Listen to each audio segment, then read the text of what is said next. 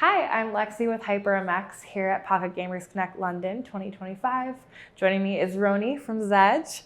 Hi, Roni. Thank you so much for joining. Pleasure to be here. Great. I'd love if you could just start off by telling us a little bit about ZEDGE.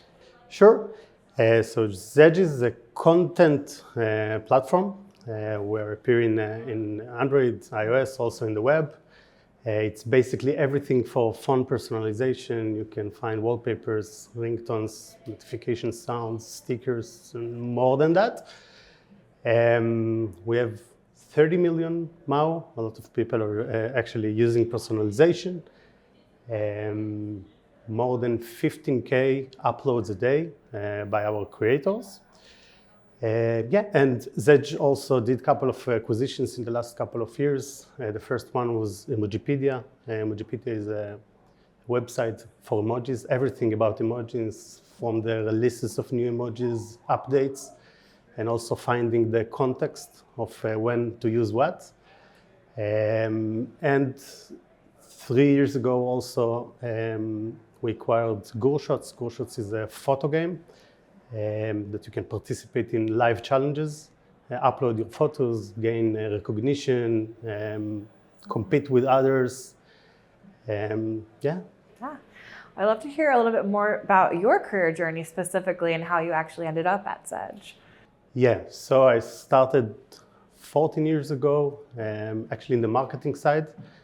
In the days that mobile app installs and mobile games in general was in the big hype.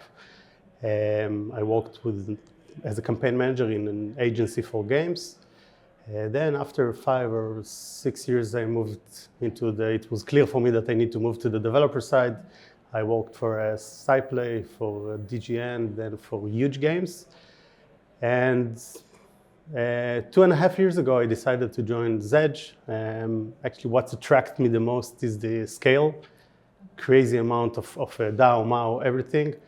And it's different from games, but it's the same area. It's still B2C mobile app with the same KPIs. So as a product person, for me, it's actually pretty exciting. Every 1% of retention that you can increase, or 1 cent in ARPDAU is like an absolute impact. I'm sure you wear a lot of hats in your role as the director of product at ZEDGE. What does a typical day look like?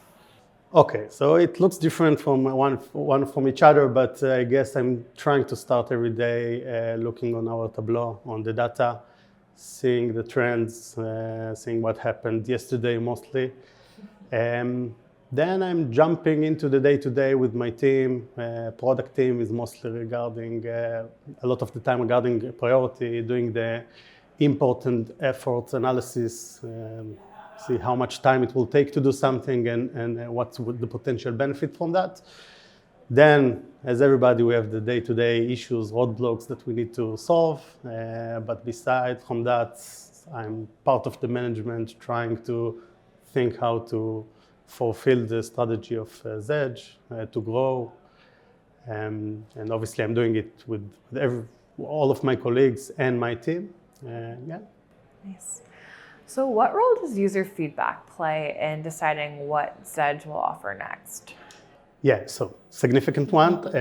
I will split it into two because we have our creators. It's basically a marketplace. So those that creating the content, super valuable for us.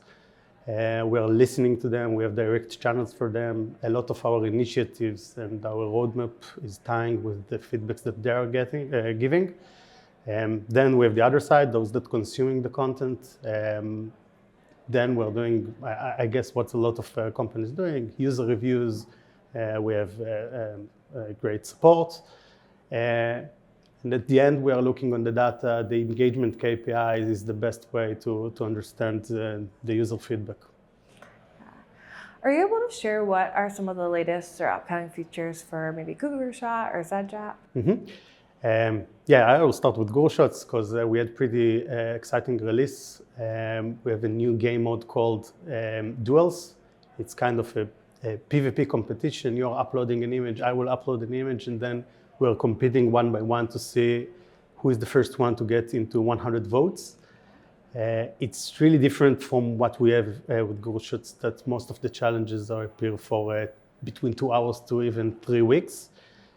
So this one is kind of the snack for the user to get some feedback in 25 seconds, whether he win or lose, and also much better win rates and feedback to his specific, it's a real feedback for his photo.